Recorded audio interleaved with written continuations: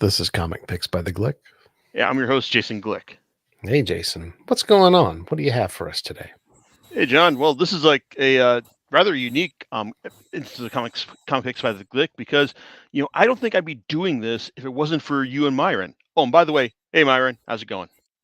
Jason, how you doing tonight? I'm doing pretty good because Thanks for hey, having we're me on. always a pleasure, man. It's like I value your input, I value your John's as well because hey, this is like the rare thing where we all get to talk about one thing, which is Teenage Mutant Ninja Turtles: The Last Ronin. Yeah, something I never expected to hear, see, or read about. So, Very interesting. so just full disclosure for you guys. I've never read the Teenage Mutant Ninja Turtles original comics. I don't read any of those. I have seen some animated stuff, and I've seen maybe the first movie or something like that. But I don't think that there was a high bar to entry to reading this, quite honestly. So it was, and that's not a bad thing per se. It's just like there's some things that I'm automatically familiar with, but there are things that I was not familiar with.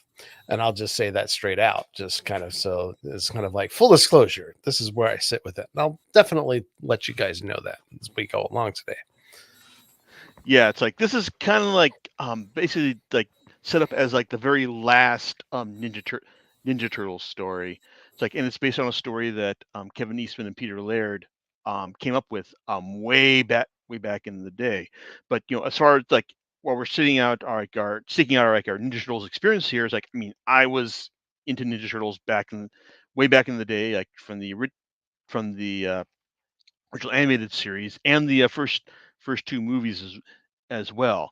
I didn't actually like start reading Ninja Turtles comics proper until like the IDW series that series co-creator Kevin Eastman also had in, and I really liked, even though it's like I kind of fell off at a certain point when because I was buying it digitally, and I just kind of like, oh, okay, I'm reading this, and like I don't, and because I was reading it digitally, it's like I just kind of like I lost track of it after a certain point, which not because it's bad, not because it was bad, because like I really did enjoy it, but it's just a kind of like a case of digital being out of sight, out of mind.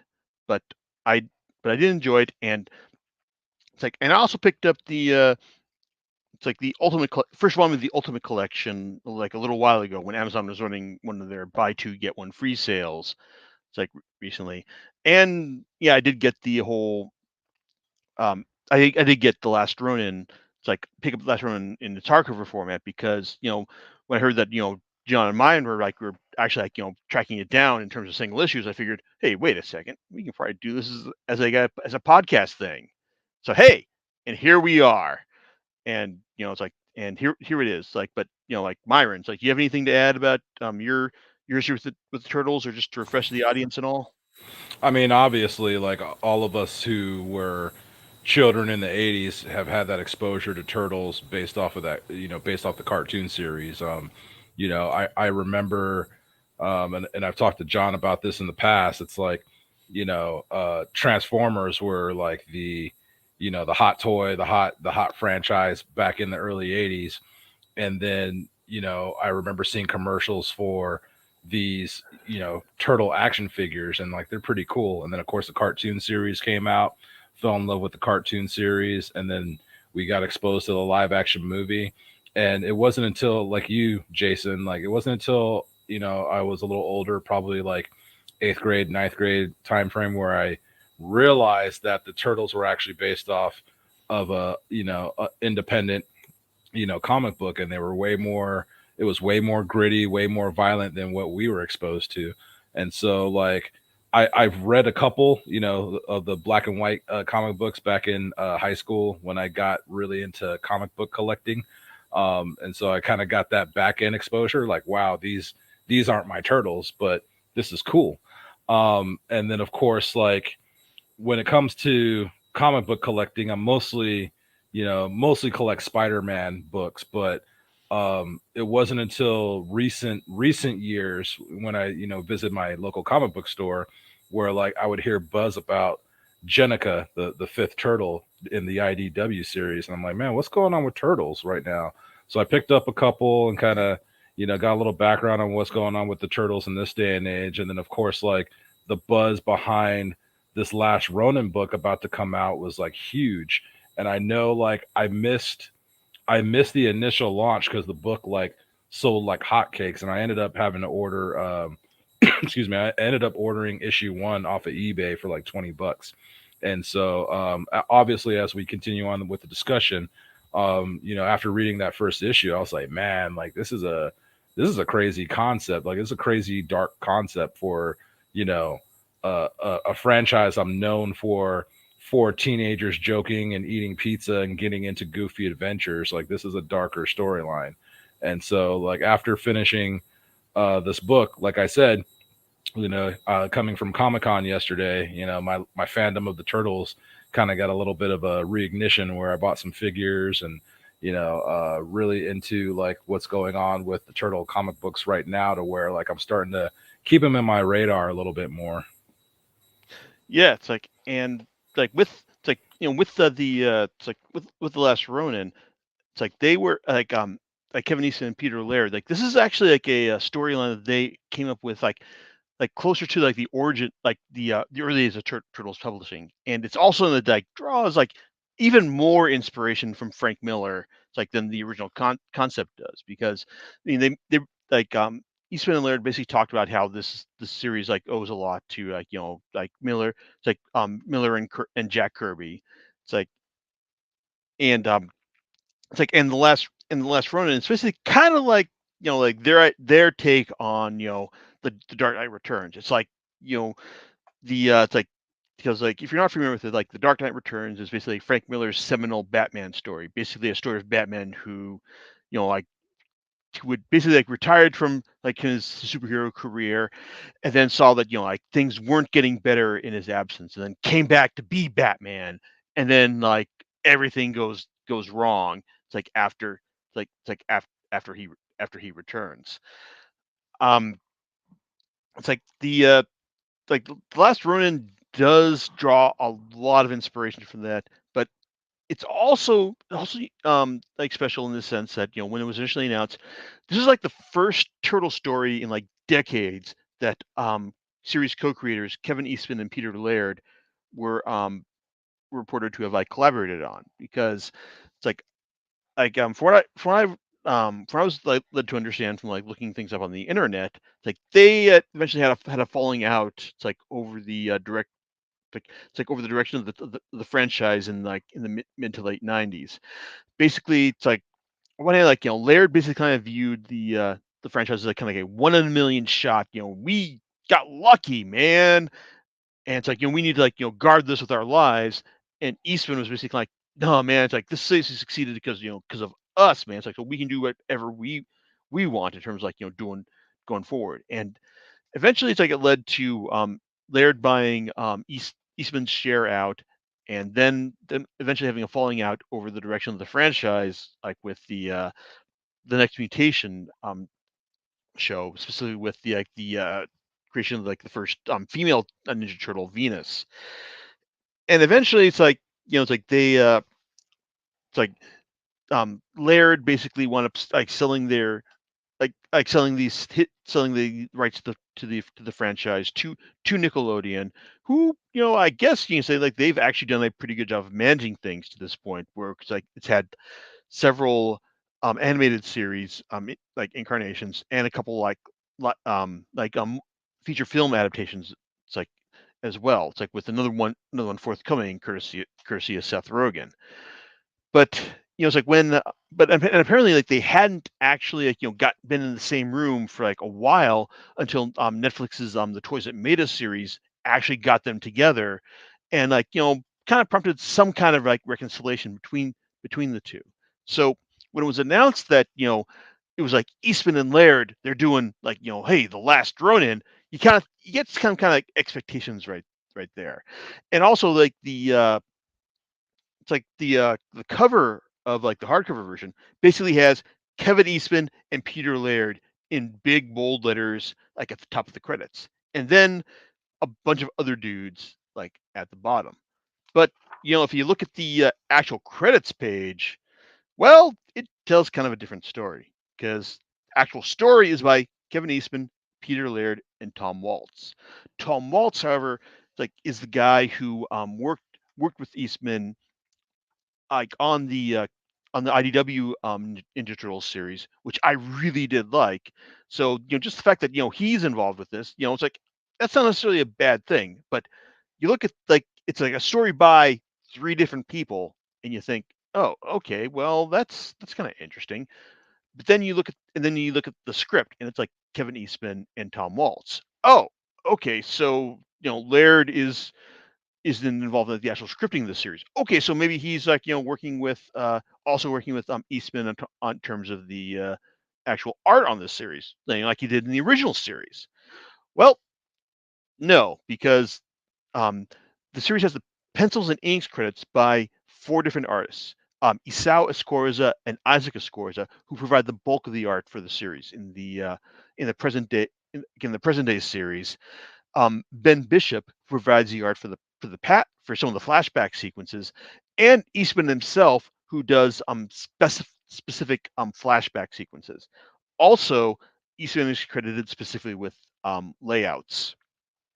So on one hand, you got Eastman being kind of chief art director here, and he's kind of directing all the other artists, in terms of what's actually going on in this. But in terms of if you're going into this expecting hey, this is like a main series by the co-creators of Ninja Turtles working together again, no, that's not really what the credits page implies. Basically, this is from what I've been led to understand, this is basically just Laird is only getting credits here because he and Eastman came up with this basic idea for the Last Ronin way back when the Turtles were originally created, and he's credited here because well, he kind of has to be because it was kind of his story. In fact, he only if you're looking at in terms of the afterward, um, uh, Laird only gets one line of credits, in terms of Eastman's just saying hey, I want to dedicate this book to my awesome co-creator.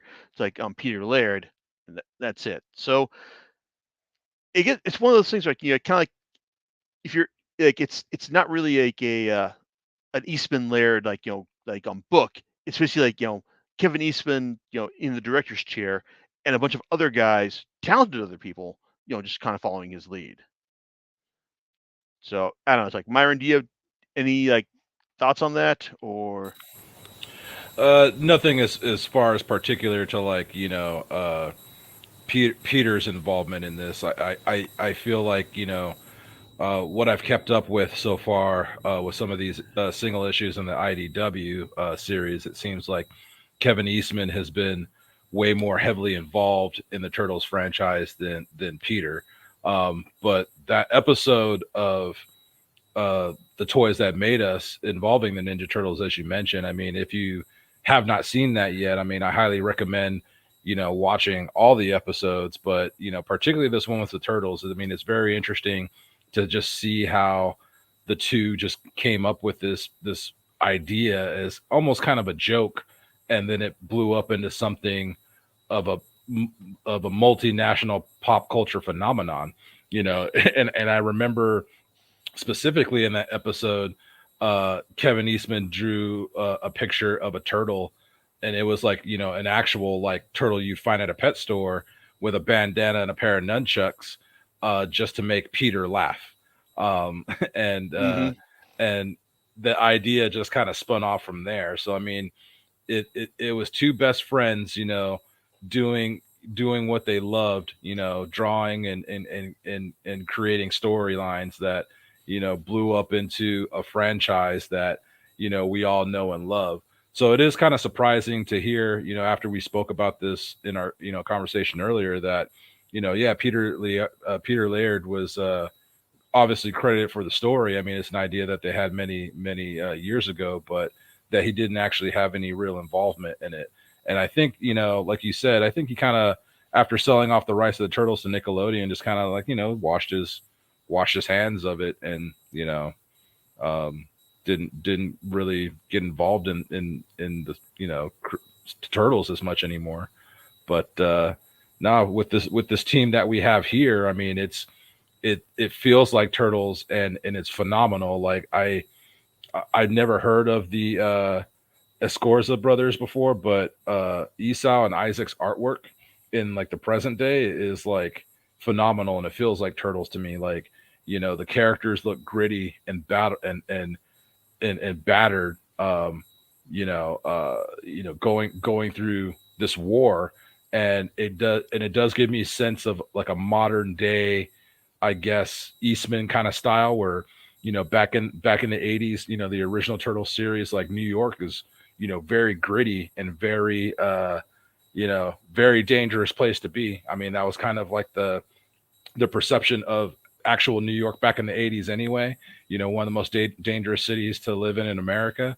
But the way Eastman captured it in those old school comics, like, man, like this place is so dangerous and so gritty and overrun by gangs. Like it takes these 4 mutant turtles to fight crime and try to bring about some peace, to the citizens that hate on them. But at the same time, as they're bringing peace around the city, there's this war that they're fighting on behalf of their family line that has been going on for generations, that they're doing at the same time. And so I feel like these modern day artists really stayed true to the content and the storyline that the turtles represent. Yeah, I think that the Escorza brothers art is pretty solid, like over the course of the series, as well as Ben Bishop's work. It's like in the flashback stuff as well. It's like it's not as gritty or sharp edged. It's like does feel like it's like a little bit softer, but I think that's kind of appropriate for like I guess something that's it's like slightly more idyllic than the present day sequences. But yeah, it's like talk about like Eastman and Laird's work back in the day. It's like I got the Ninja Turtles Ultimate Collection a couple weeks back from Amazon during one of their buy 2 get 1 free sales, and it's like it's pretty solid. And it's also interesting to read the annotations from Laird and Eastman about and how it talks about that. They are apparently like really like they're just like real co-creators there. It's like like like they couldn't actually like tell you like who did what. Like they were just like both working on like inking and penciling, it's like together, and that's like a really like like interesting partnership, right? Partnership right there. But as far as like the actual getting back to actual the Last Ronin, well, this is basically their attempt to do like it's kind of like a Dark Knight Returns type story for the Ninja Turtles. Basically, a story where you've got like the last Ninja Turtle, last surviving Ninja Turtle, because all the other ones are dead.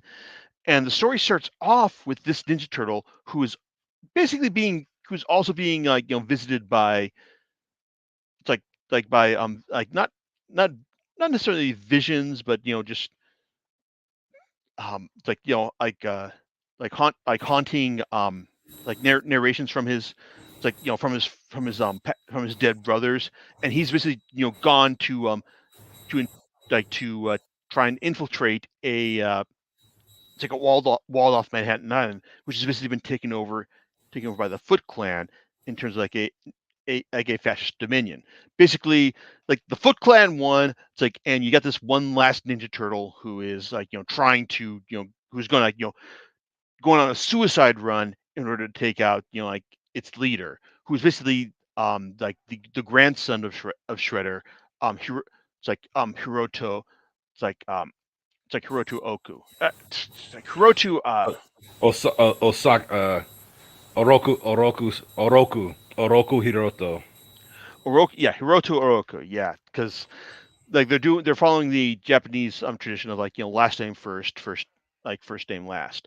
Like Hiroto has basically like established a fascist reign over Manhattan Island, and this turtle is basically going to try and take him out, and that's basically what the first issue is all about. It's like it's this turtle who is just basically like just like it's like he's gathering his wits, gathering his weapons, and it's just basically a pure action story of him just infiltrating the island, like stealing the necessary vehicles, and then just fighting his way to the like to Hiroto in order to take him out. Except it doesn't go that like as well as he planned. It's like to the point where it's like he does get kind of close, but then like some of Hiroto's security measures get the better of him, and it's like and when this turtle realizes that he wasn't able to get as close as he was, well then he basically makes preparations to perform seppuku. It's like or ritual suicide in terms of failing what in his task, but he doesn't actually get to do that because he passes out before he can do that, and he's basically rescued by the daughter of April O'Neil and Casey Jones, who's also named Casey, and she basically takes him back to to their underground sewer lair, where it's revealed that April O'Neil is still alive. It's like much older now, and that the Last Ronin is actually well. I guess now's a good time to say it beforehand, but we're going full spoilers here, everyone. Well, before you go to that, may I say something about that before the revelation? Yeah. One thing that was the most interesting thing that I found about this first book or this first issue was that it kept the reader guessing who is this turtle, because this turtle, when we were introduced to the turtles, by their differentiating colored masks and, of course, the first initial on their belt, so who was what. And of course we gained, we became accustomed to their personality, to where, like, if they didn't have their mask, we knew who was who. But based in this gritty future and based on the seriousness of the suicide mission, like, that's what I enjoyed about this first issue, is that you kept it kept you guessing on who was the last surviving turtle, because the Last Ronin had all four weapons, and based off of his dialogue and his interactions and the way he approached this suicide mission, trying to infiltrate Oroku Tower, like, I had two thoughts on who it would possibly be, and who it ended up being, like, was way far from it. And so that's what I liked about reading about this first issue, because it's like, oh dude, like, I bet you it's this turtle, I bet it's this. And when it's revealed, it's like, oh crap, I didn't know that. So please continue, sir. Okay, it's like basically it's like I think that my thoughts on like who this turtle was. It was either Raphael or it was Raphael, because like this like he was so serious and so determined in terms of like his mindset that you think it would have to be him. That's who I thought it was. But no, it's actually Michelangelo, which I'm gonna say is kind of the start of this series' problems. Because it's like I don't get me wrong, I like Michelangelo, but at the same time, it's like to basically say that like he's basically been broken down into this like serious driven person, like someone who's like is just trying to like take out this execute this mission like to the without regard of like his own safety, basically saying, okay, it's like if I fail, then I'm gonna like kill myself as a result. Then it's like I don't know, that's not Michelangelo. Like to me, it's like, and also I guess it's like the series also like has me thinking about what is a proper ninja like Last Ninja Scroll series, like what is like their their final thing, because like I think that like the Dark Knight Returns for its time like presents a compelling like picture of like of Batman's final arc, because you basically kind of, because you don't have like hard time believing that Batman would just like do all this stuff on his own terms, to the detriment of everyone else around him. Like, that's kind of like the belief of Batman at the time. These days, I think that a lot of the Batman stories since have basically like portrayed him as more of a like as someone who actually is more of a family man, or someone who actually does have more of a consideration of the Bat family around him. with the Ninja Turtles, I mean, like they were kind of like a family from the start. So it's kind of like, to say that, like all of them everyone else would die, and that, one, like there's really gonna be like one like who's gonna like survive and try to like preserve their honor as a result. I don't know. It's like, I mean, I can understand that, but I can't really say that that's kind of like that's like the turtle story that I would like be invested in, like in reading. Well, at least for me, like I can kind of I see your point, and like I will admit at first with the revelation that it was Michelangelo, not that I was disappointed, but I was like, oh well, I I mean, kind of it could have been anyone really it, with how they were like portraying like the character up to this point.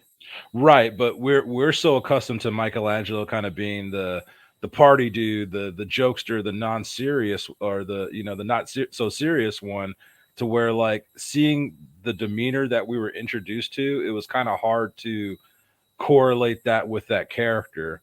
But then as the story progressed, it kind of made a little bit more sense to me on why his demeanor, his character, and his personality is a little bit more gritty, because I feel like he is trying to deal with survivor's guilt in a way.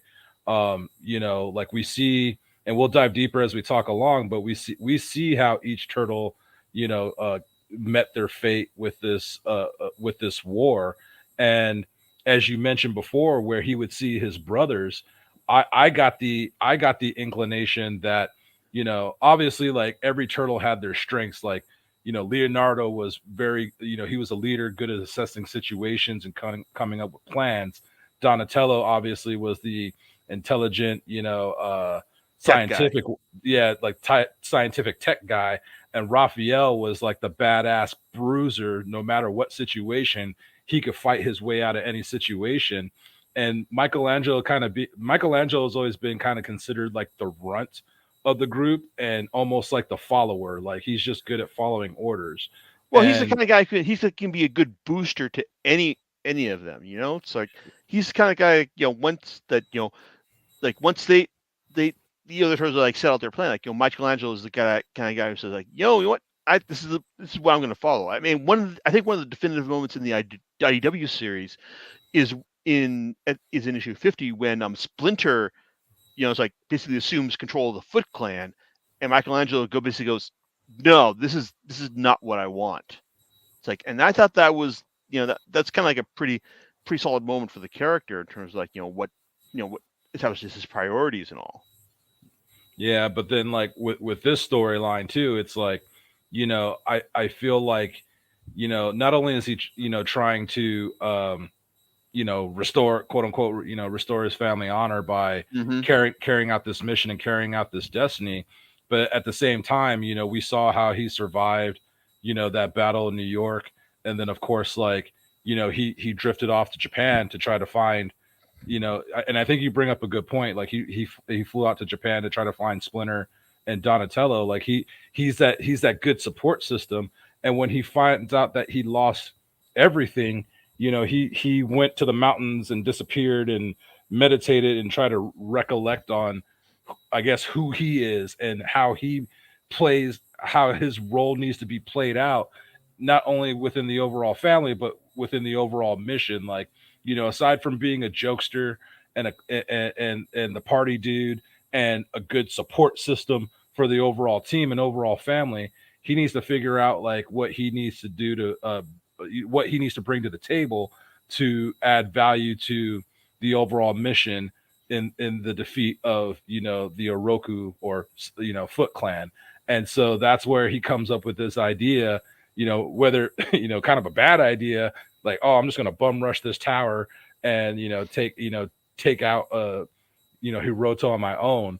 And through each issue and a lot of scenes that we see with Michelangelo talking to the spirits of his brothers, his brothers are, not necessarily criticizing, but just telling him like, all right, Mikey, plan didn't work. What are we going to do now?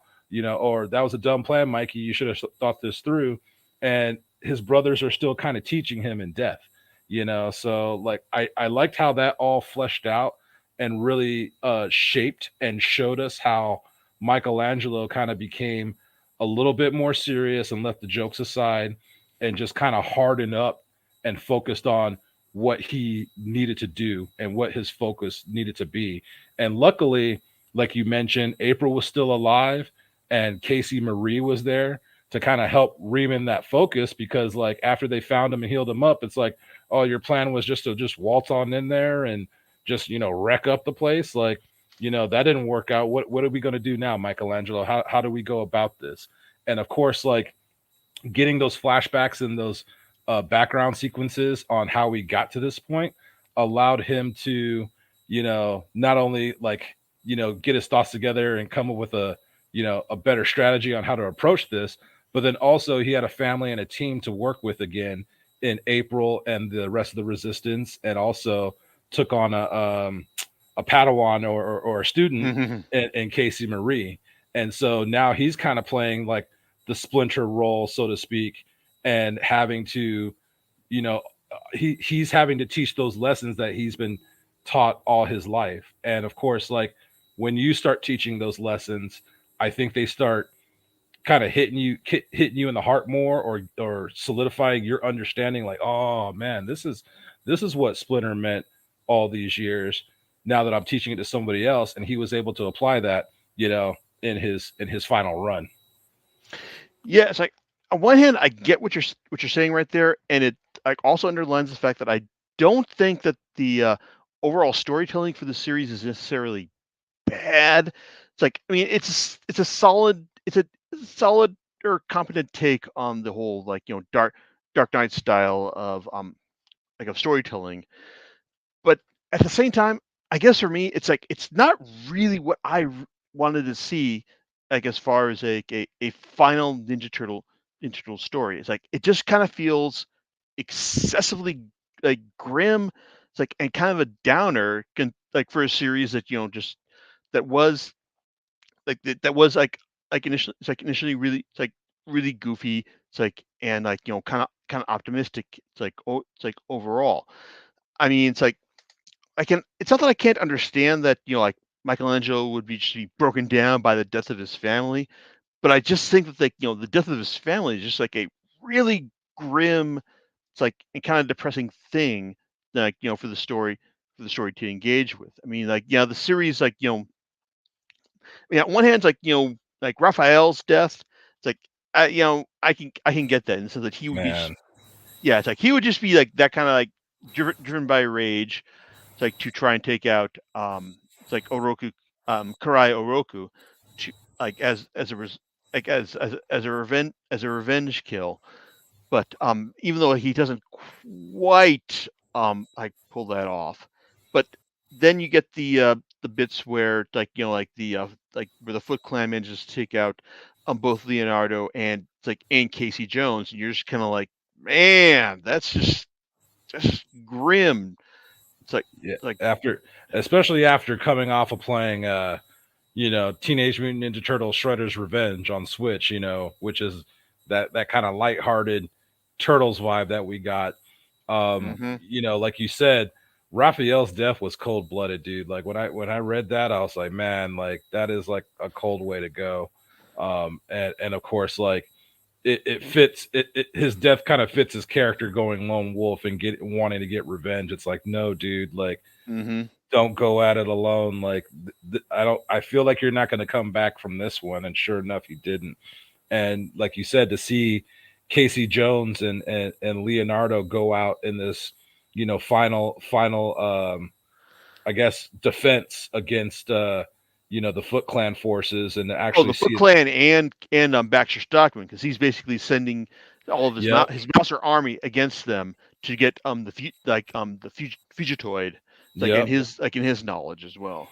And to see that death scene, it's like you got to remember though too, like when Kevin Eastman and Pierre Laird created this comic book, it was meant to be dark, and we're more accustomed to the lighthearted fun turtles, so I had to keep that perspective in mind as I was reading it. But I was like, damn, dude, like I didn't really expect to, I agree with you, like in the sense, like, yeah, this was a dark storyline to like kind of close out the turtles story.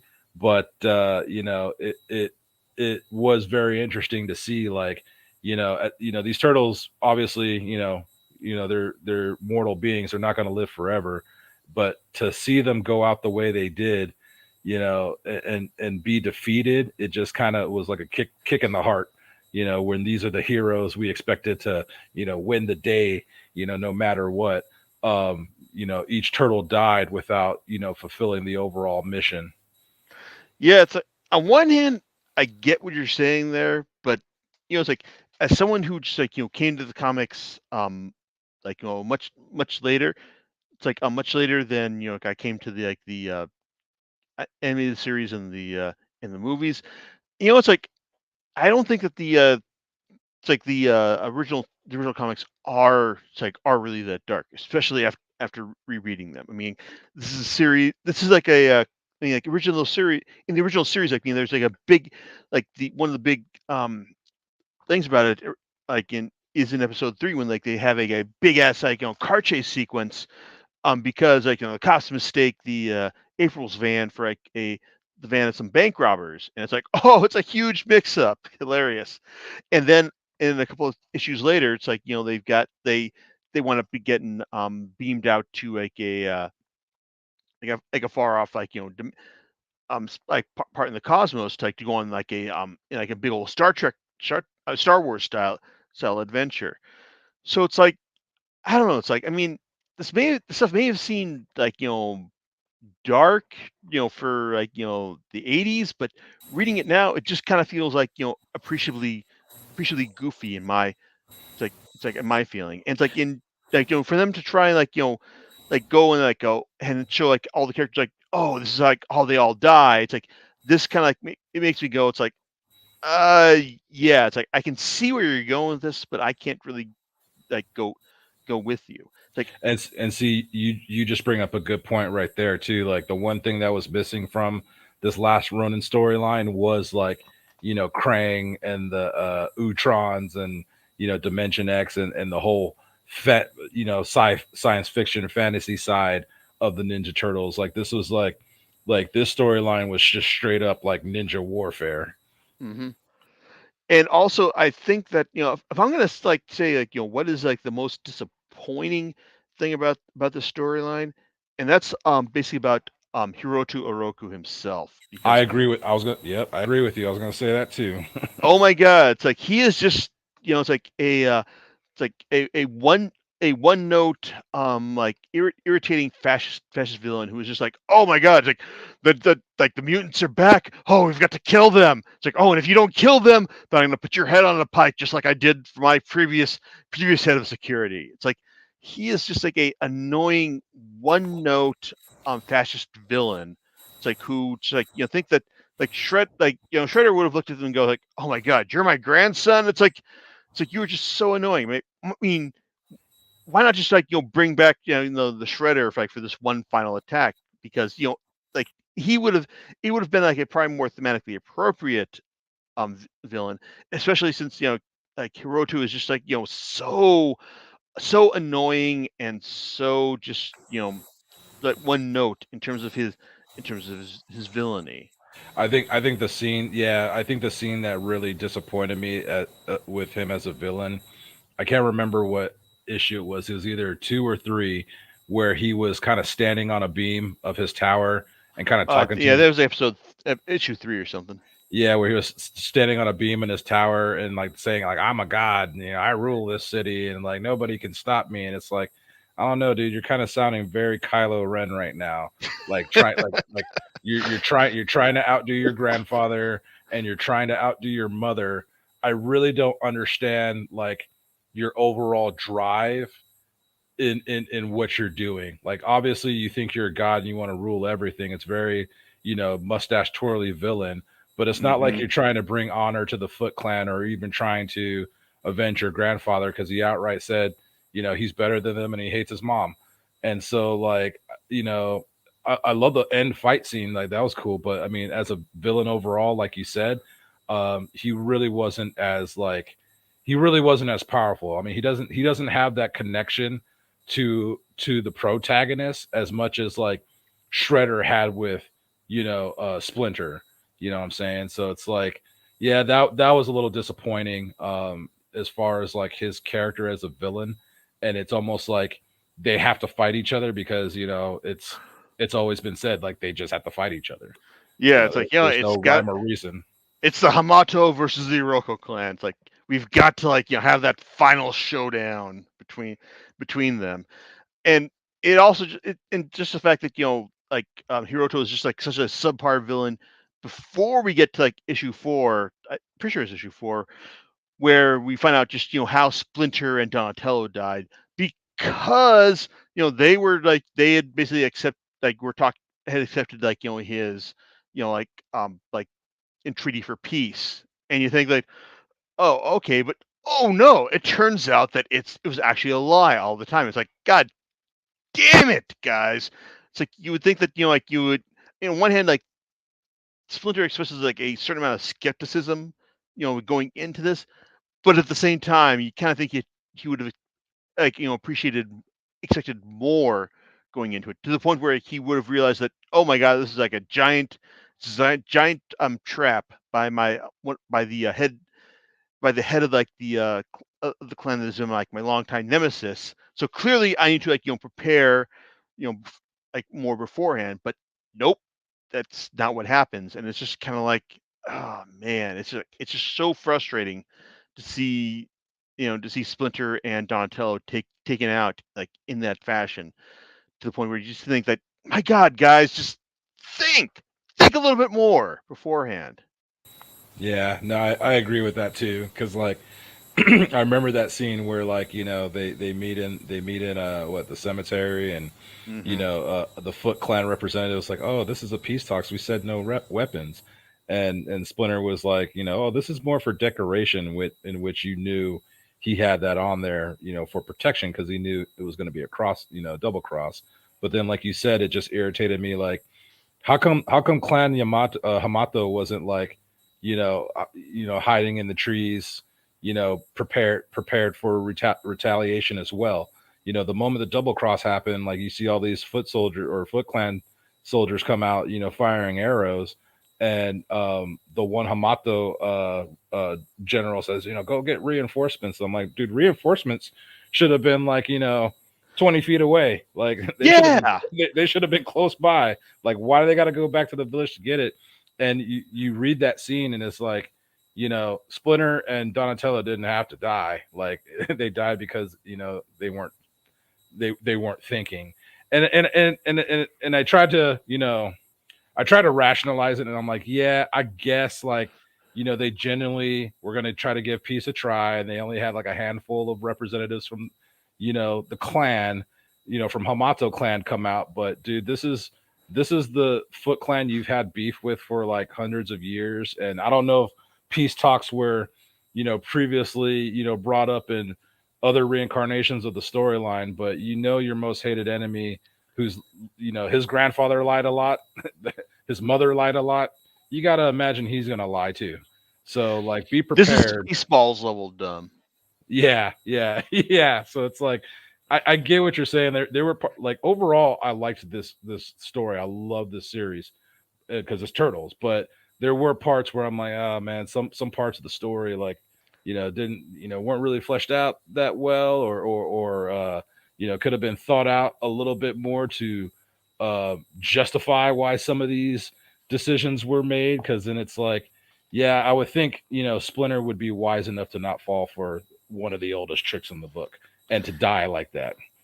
Yeah, it's like, I think, I mean, it's like, it's like, I mean, like, I can't hate this the series, because I think it's like it's too well, like like there's too much effort made into like it's like into presenting its story. It's like in trying to like like sell the ideas that it's presenting.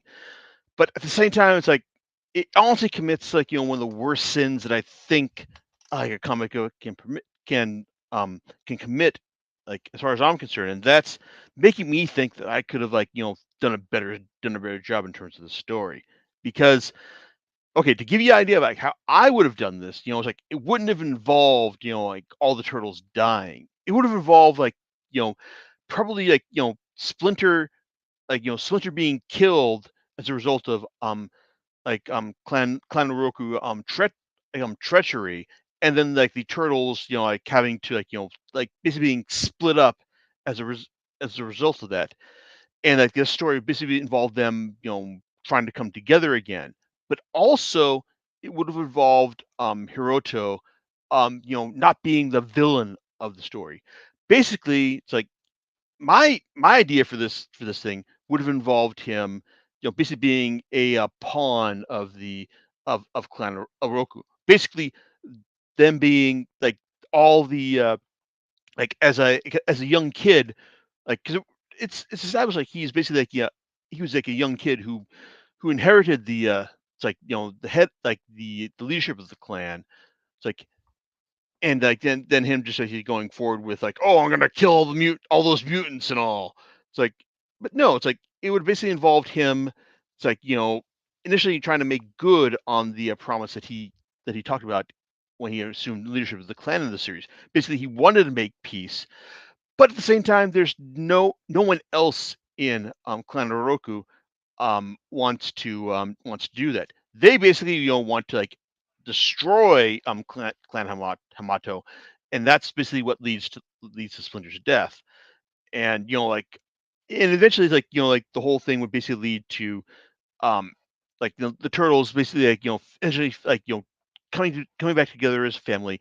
Like no one dies in my version really, and then when they try to take out and before they try to take out Hiroto, like Hiroto comes to them basically says, no, I don't want to fight you. It's like I want to work with you because everyone in my clan is insane in terms of trying to continue this fight. I want this fight to end. I want peace between our clans. It's like and like ninja solidarity going forward because he's seen what this has done to his grandfather. He's seen what this has done to his mom, and ultimately, like Hiroto basically just wants peace going forward. So he basically got like finally peace between all the ninja clans. It's like at the end of the story because it's Turtles is all about friends and family coming together. So But that's my like version of Last Ronin, but that's not what we got. but obviously, like I said before, like we don't really know um he wrote those like true motives on like why he's doing what he's doing and his whole drive and purpose. Like, I feel he wants to be more of a god than than wanting to bring honor to the Foot Clan or even putting, you know, the Foot Clan on top of things. It's just all about him. And so it's like, dude, where does this maniacal egotistical like drive like really come from? And it doesn't necessarily like give us that whole story, you know what I'm saying? So yeah, I kind of wish he was like maybe if this was like stretched out across like more issues or whatnot, we could have got a little bit more of a fleshing out. But um Hiroto as a villain, not really as strong as like Shredder. Nah, it's like, and also it's like I think it's kind of telling that the final confrontation between him and Michelangelo takes place in a big old mud pit because hey, it's like what else took place in what other classic fight took place in a big old mud pit? Oh right, the fight between Batman and the leader of the mutant gang in Dark Knight Returns it's like in issue 2. So like there's like it's them like leaning into the like the whole like Dark Knight homage business that got us this series in the first place. Now that like issue 5, that final run into like Hiroto's tower, another call back to the first issue where like Michelangelo had trouble, after taking out like Baxter's fortress, and Hiroto had no technology or robots to fall upon. I love like Michelangelo was talking to himself as he was going through the tower, but then we see like scenes of like the foot soldiers like slashed and dead on the ground, and he's saying like, yeah, what's wrong with these soldiers, like they have no fight left in them. They know this is for naught, and that their master isn't worth fighting for. That's why they're being so easy to take out. And then of course he gets to that big guard in front of the door, which is probably his like most challenging, and it made me think of a video game too, like like And how many pages did it take him to take him out? Like 2, I think. yeah, well, yeah, about 2. Well, yeah, maybe about 1 or no, I'd say 1 or 2, because there was like 2 fights. It was like the big armored dude, and then there was like the robot, like eagle looking thing. Yeah. And so it was like a Turtles video game, like a two mini bosses before you get to the big boss. And so by then Michelangelo has like defeated everyone left in the tower, every foot member left in the tower, tired, and gets to Hiroto. And then Hiroto is wearing this suit, and I'm like, from his silhouette, I'm like, oh, this looks like a cheesy version of Shredder's suit. And sure enough, it's like some skin tight, nano Liquid suit. metal, like That ended up being cool. Like when the liquid metal like came on, I'm like, okay, it's better, it's cool, but then it's like you're hearkening back to a suit that your grandfather wore that you said you hate him, like, or you're better than him, whatever. Oh, and let's not forget that he basically says like, "Yo, like it's like I hate my mom." It's like, and then he kills her comatose body like before the fight begins. Exactly, and it just like I'm like, dude, like what's your overall drive here then? Like just to take over the world, like thank you, Cyber Norman Bates. Thank you very much. Yeah, so I mean, like that build up and that fight was like actually pretty cool.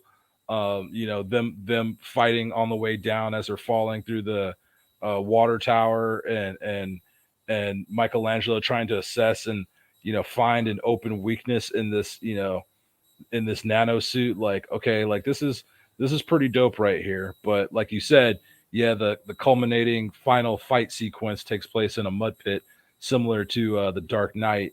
And it's there that we see Casey Marie come out, Master, I'm here to back you up. But then the battle, the war is finally done. And we see Michelangelo laying there, imparting his final message, like no peace. Yep. And I thought that was kind of bittersweet. I thought maybe he would defeat Hiroto, survive, and possibly like continue teaching Casey Marie, and then enjoying, because obviously like April and Michelangelo are older, so it's like I thought he would become kind of like a new Master Splinter to her, or even some other mutants. But nah, we see him. The series has like described like the most grimmest, darkest interpretation of it's like, oh, the Dark Knight Returns. It's like, hey, it's like he's got to die. Hey, it's like he attacked. It's like he defeated his nemesis, but then he died in the process. Dun, dun, dun. Yeah, so I mean, it was kind of fitting though too that he would die, and like he fulfilled his destiny. He completed the mission that he and his family set out, and he now has died and is able to be reunited with his family. And I found it so fitting that the ending of the story would see him waking up in bed as a teenager with his brothers, and the way the pages and the panels are drawn, it's very like the colors are washed out, like if it's the afterlife. And his brothers are teasing him like, okay, last one to get out, has to do the dishes for a week. And I was like, hey, I'm not ready, not fair. And they do the traditional turtle thing, hop on the buildings and ninja flip off the buildings, and just kind of joke around like, what's that smell? It smells like Mikey cut the cheese. And it's like, that's not me. And then you hear, I have to agree with Mikey, whoever smelt it dealt it. And you see Casey Jones like in the back, and then of course Splinter comes. So to see because I was trying to wonder, like, is this a dream or what? Like, but then to see like Casey and all 4 turtles and Splinter there on the roof, like, it smells like home. It's like, oh, so he is dead and he's finally reunited with his family. I thought that was a fitting way to kind of end that story. Like, I really like that. So, and then, touching back, I meant to mention this earlier, but one thing that I did love is Kevin Eastman's artwork on certain flashback scenes where, like, Michelangelo would explain, like, what happened when he, left New York, or, this sequence, like just having, or when April explained like how she survived, having Eastman do those black and white like flashback scenes, I thought was like really, really fitting. And you know, kind of shows like, you know, the past, and it represents like his artwork kind of represents, you know, the past to me, because that's who started it all, you know. Yeah, it's like bring the past into the present day. It's like I really liked, you know, his like his artwork there. It's like, I mean, like on one hand, it's like, you know, it hasn't really changed a whole lot in like No, three. It's like in like almost in close to 4 decades. But I think that's definitely part of his appeal right there. It's like, and I appreciate, you know, like his, you know, just the fact that, you know, hey, it's like, you know, someone who was with the turtles. It's like, you know, it's like in the beginning is like here to like, you know, like like, you know, bring their story to an end. But I don't know. It's like I just I just didn't feel that this story kind of like was like the it's like it was the like ending the turtles deserved. It's like it's the I mean, it's like on one hand, it's like I can understand like, you know, the need to like to like show like, hey, you know, like this like the series can like sustain darkness. You know, we can go dark as well. But I think that, you know, one of the reasons that the Dark Knight Returns, you know, worked in terms of like, you know, going dark, for lack of a better term, is that you kind of feel that, you know, that was like how Batman's like story was always, you know, going to end, at least, you know, for that time. And that, you know, a lot of like, you know, creators, like, you looked at that and thought, oh man, it's like going dark. That's that shit's so impressive. What would our series look like if we was going dark as well? And I don't know, it's like as I went off on earlier, it's like, you know, that's I don't think that, you know, like that's that, you know, Ninja Turtles like, you know, necessarily works in terms of like, you know, like going like, you know, full dark like that. I think that, you know, it works with embracing family. It's like with embracing hope. It's like, you know, more than like, you know, say Batman does. So I so in terms of like, you know, like the overall story it's telling, I don't know. It's like I mean, I can appreciate the fact that, you know, that Eastman, Laird, and Waltz were committed to the story that they were telling. I just don't think it's one that works for me in terms of, you know, what I want to see, or what I think represents the turtles story overall. and you know what? Who's to say this is truly the end of the turtles? Just because, you know, we see that there's four turtles in the epilogue in a little bowl, and I don't know what April did, you know, because obviously April was drawing blood from Michelangelo earlier. Who's to say she's trying to, you know, replicate the same process, or you know, like you know, clone their DNA, you know, to new turtles. I don't know, but it would be interesting to see a follow up to that. Like, you know, the story ended, and then all of a sudden, you know, I get to this epilogue portion. I'm like, oh, what's going on here? And so I'd be very interested to see if they do anything with that Oh, afterwards. it's a follow up you want to see to the Last Ronin, Myron? To a degree, yeah, I do. I want to see what follows up with this. I mean, Well, not. I can tell you that that's actually something that's going to happen. Oh, that's dope. Okay, Well, because what did you hear? basically it was announced at the Turtles panel at Comic Con this past weekend that, well, they're not doing like a sequel to this. Like, we're not getting like the last or last S to run in. We're basically getting like more like a miniseries for these, basically going to dive into like what Michelangelo was doing, you know, like after the death of after the death of Leonardo and Donatello. It's like Oh, basically, so it's just gonna flesh. It's basically gonna flesh out his, you know, his flashback stories. yes. Okay, okay. I mean that's cool, but I mean, yeah, I do want to see more, like, because I mean, honestly, like as the story progressed, I started becoming more interested in Casey Marie Jones, like finding out that she has mutated DNA. And you know, not that I thought that was like a lazy storyline or anything, but just the way they explain, like, oh yeah, you know, due to, you know, me and your father's exposure to the turtles for a long time, you know, we've been exposed to the mutagen, and of course when you were born, your DNA was mutated, so now you have like certain abilities. Like obviously we've seen that she has, like, you know, some heightened strength, but Hmm. what else could, like, you know, come from this? Will she be because obviously like Michelangelo was like, and I guess the rest of the turtles, if they were still alive, were mutating further the older they got. I mean, obviously we saw like Michelangelo was like super yoked and you know, like really muscular, really big, and he had more healing like factor as well. And he had more of a healing factor, and I guess, you know, Casey Marie has the same heightened healing and super strength, so it'd be interesting to see more to come out of that. And at least from what I presumed, you know, from that epilogue, now that she's trained under Michelangelo for a short period of time, she has Master Splinter's journal. Like with these new turtles that they're, you know, cultivating, like are they like she's going to become their master and train them in the ways of, you know, ninjutsu, the Hamato way of ninjutsu. So it'd be kind of interesting to get, I don't know, like a one shot or something to kind of like, you know, flesh that out. But I mean, the last Ronin has been, you know, a popular storyline. It's no surprise that they would continue it in some sort of way. And, you know, it's interesting, you know, I mean, we got the gist of what Michelangelo was doing during that time. You know, when Leonardo and Casey passed away and he flew to Japan to meet with Splinter and Donatello. But you know, I mean, we'll see how it goes. I'm game. I'm into it. I mean, I already bought an action figure, so so it's like might as well get into more of it.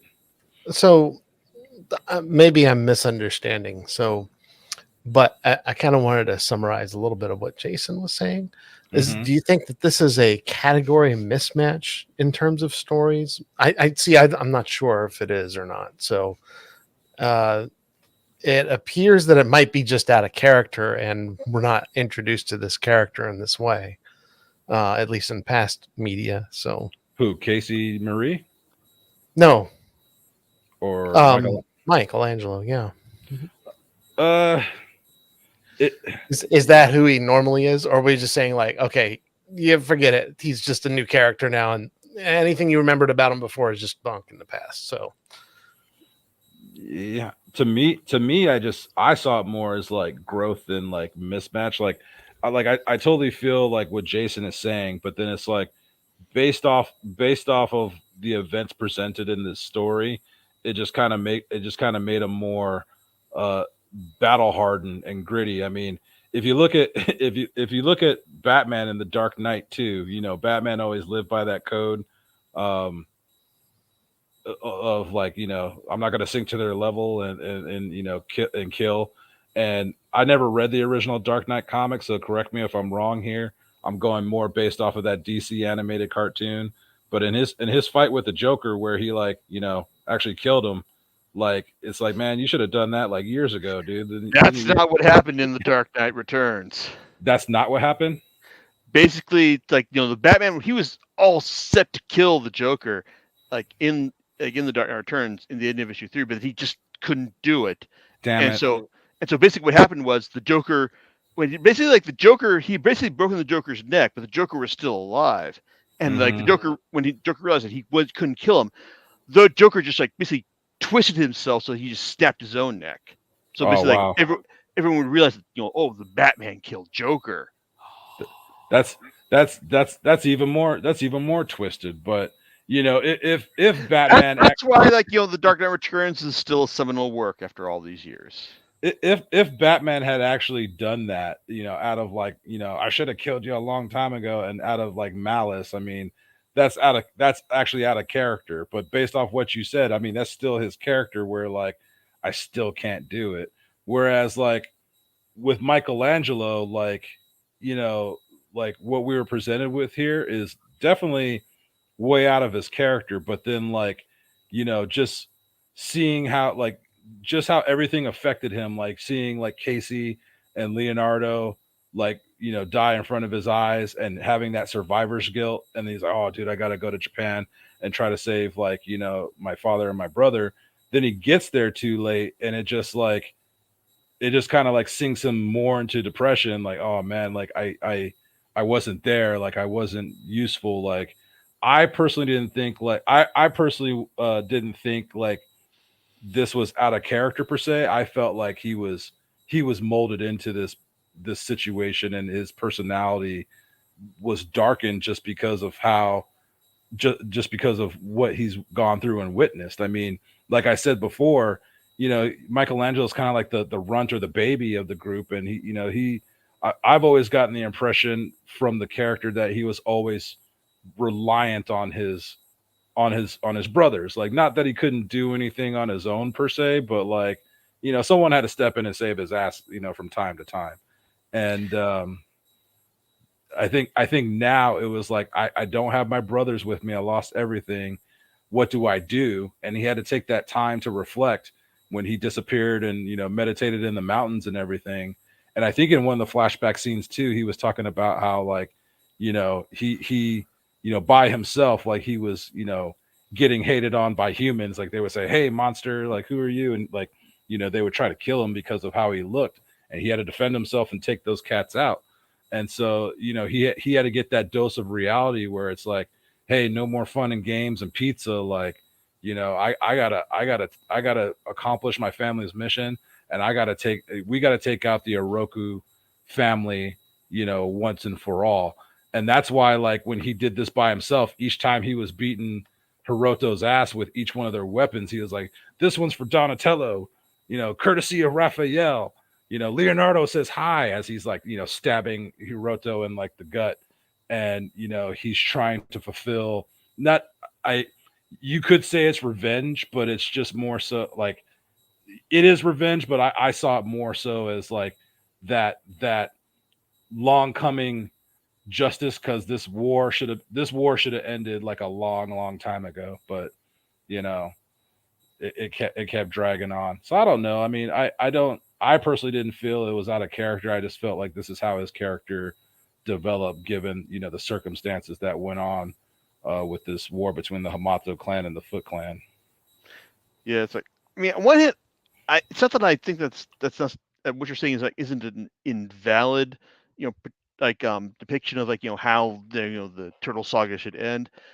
I don't know. It's just not how I feel it. How I feel it should end. It's like it's too grim.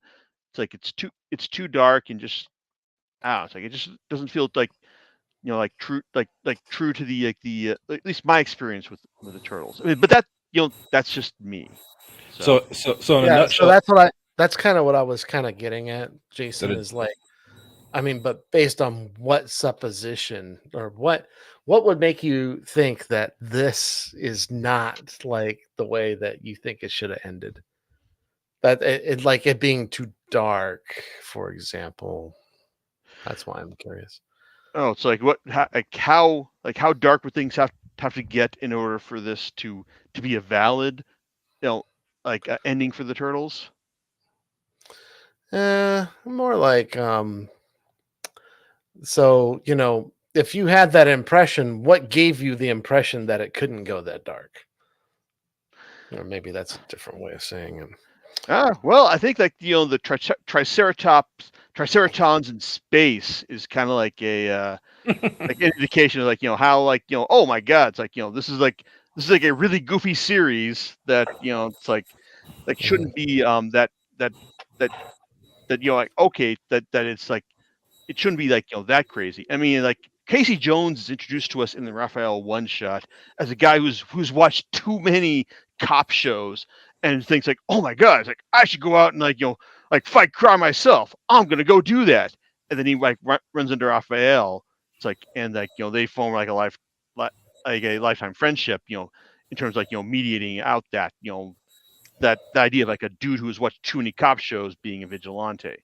So I think it's I mean, like the series basically like did like always struck me as like being like kind of it's like kind of goofy, kind of over the top, and just to say, and I can't. It's not that I can't. As I said before, I can't. It's not that I can't understand the appeal of like going dark. Like for a really goofy series in order to give it depth. But I mean, the last run just feels kind of like, oh my god, it's like we're just gonna like take like the darkest like like interpretation possible. Like we're gonna like, kill all the turtles before like the series starts. It's like, and I think that at least for me, if you're going to like try and go dark, there's like one cardinal rule that needs to be like observed. It's that the light at the end of the tunnel is the actual exit. It's actually hope, but it's also only there to distract you from the train that's coming up to hit you from behind. So Okay. like basically it's like, to just basically, put all that stuff out there at the beginning, like, the turtles are dead. Oh, it's like only Michelangelo lives. It's like, and the Foot Clan is like, it has a fascist state in like on Manhattan Island. It's like, Mhm. oh, okay, yeah, gotcha. It's like that makes sense. So it's like I, it's not like the surprise or like the ingenuity that kind of going dark needs in order to work for me. I guess for our correlating understanding, John, this would, based off what Jason's saying, I think the equivalent would be like the Autobots can't be led by anybody but Optimus Prime. Yet we saw his ass get shot and turn black and die, and it's like, dude, you can't have, I love Rodimus Prime, dude, but you're no Optimus, and obviously everybody felt the same way, to where, oh yeah, we just brought his ass back to life because we weren't making money on toys anymore, and yeah, the kids weren't having that. So, so yeah, I kind of get the picture. It's like, you know, like like in correlating with the Transformers the movie, it's like, yeah, I mean, they're robots that could be fixed. They can't die, but apparently a lot of them got written off and died. At least in the U.S. series. But I do get your point of view where, like, when you think about the Ninja Turtles, this isn't the type of like direction you would technically envision or see happening, especially with the way we grew up with the franchise and the brand. Like, it is kind of like, it is kind of hard to imagine that they went this route as a finale. Mm. Well, they're dark is always an interesting path to take. Mm-hmm. Um, Yeah. but I mean, like, so let's kind of back up my analysis just a little bit. Was the original like comics that Kevin Eastman and Peter Laird wrote? What I was under the impression that it was more like like a I won't say parody, but there were, it wasn't like like serious, like they like but it was kind of done in a spirit of fun, right? Yeah. It's like I think it was, at least reading the original like 7 issues and the Raphael one shot, like Mhm. does get, I mean, like, it's, not, I mean, it's like it's a little, I mean, yeah, it is a little darker than you expect, like from say like 80s, like compared to like 80s Marvel and DC. Mhm, mhm. But it's like, I mean, reading it now, it's like, it's still, really really kind of goofy as it is. But I mean, I say goofy, but it's not bad. It's something I still Right. enjoyed. It's something I still enjoyed reading. But it's like, it's not like, like the whole like, oh my god, this is like, so dark and interesting that it makes me like, like that like I think that this is like, so much better than like, X-Men or like, or Batman or like, Superman of the era. Yeah.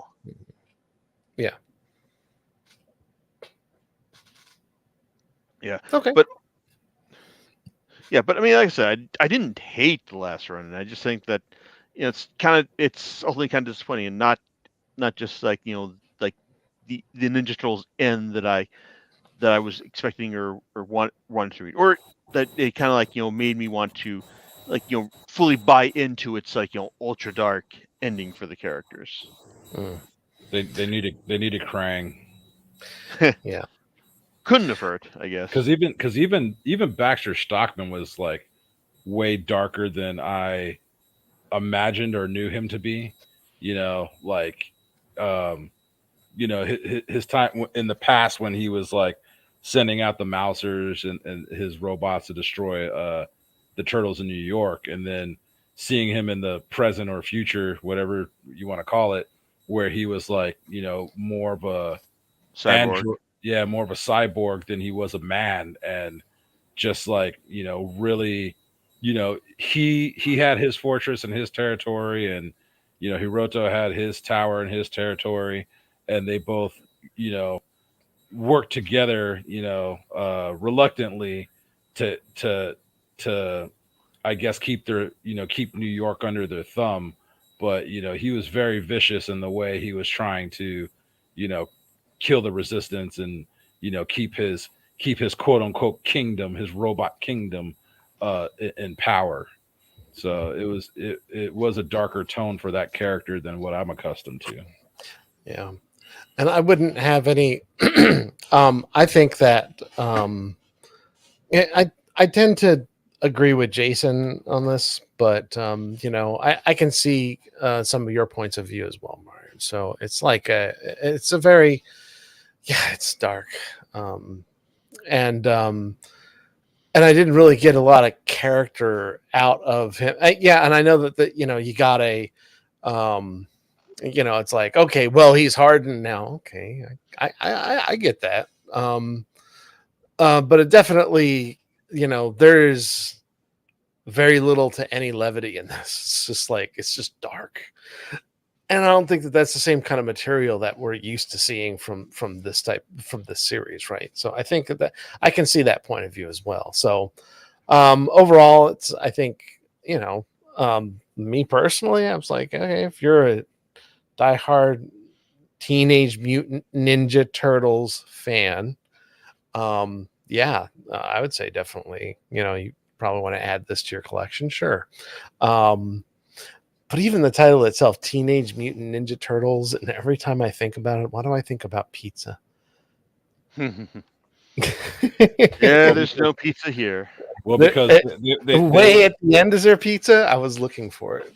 Well, because they were the pizza marketing geniuses back in the '80s, dude, with like Pizza Hut, promos and everything, and Domino's deals in the movies. Yeah. Like they were the ambassadors of that food. Mm-hmm. And there's some things that are kind of key that I understand about Teenage Mutant Ninja Turtles that are missing out of here. But they kind of hit on it. The mutagen, yeah, okay, some was absorbed, and April evidently lost some limbs in the explosion. Mm-hmm. But I mean, it's like, oh, okay, so we got those things, and I don't know how fast those turtles grow. But fast enough for the story to utilize them. Yeah, exactly. Right. That's the ultimate writer's answer, right? It's like as fast as we want to, right? So, but yeah, it's I think that's a danger with some of the dark stories is sapping it out of the levity, where normally that's something that was a key component of the story, and good but dark. I think that's like I said, kind of side with Jason's opinion on this one. Like I said, and I'm probably missing out on a lot of the references as I gave my disclaimer at the beginning of this podcast. Okay. One thing I do want to mention in terms of references is like in the second issue when Raphael is going off on his crusade to end Karai Oroku. He it's like there are a couple of dudes who are riding the subway who look at him and go, whoa. It's like, what is that? It's like, I don't know, man. It's like that is basically like Eastman and Laird right there. I see. I was looking for Rocksteady and Bebop, but didn't see them either. Yeah, it's like I kind of miss them. I really miss them too in terms of this just overall story, really. Yeah. That's part of what I was mentioning with the whole, oh, okay, yeah, I know that someone mentioned Krang earlier, so what? All right. And it's like, okay, some of the villains I'm used to seeing. This is just strictly in these two families, and I think some of the flashback art's fun. And it looks good. So, and the hardcover is a nice volume to put on your shelf. So, what's your overall summaries of it, gentlemen? So, pass, buy, what? I recommend a buy. Like I really did. I really did enjoy reading this series. I know maybe by like I think issue 2 and 3, there was a little slowdown for me, like with a little bit of the backstory, but I know that they're kind of covering more of like, how each turtle met their demise and kind of building that up. But overall, I thought this was a good uh, turtle story to read, a different point of view, different interpretation, and what if, just like I said, we're accustomed to our turtles, from the 80s and 90s, and we never really got like true closure on that. Um, so it's interesting to see like what would happen, once they reach their adulthood years. So I honestly recommend the buy. The artwork in this I think is awesome. And yeah, I mean, definitely worth having in your collection.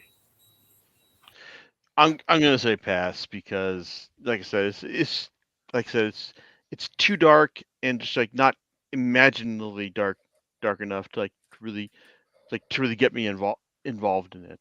It's like it just kind of feels like it's like a couple of guys who read the Dark Knight Returns and thought, oh my god, it's like we just got to take our series dark as well, and it doesn't work in the same way, honestly.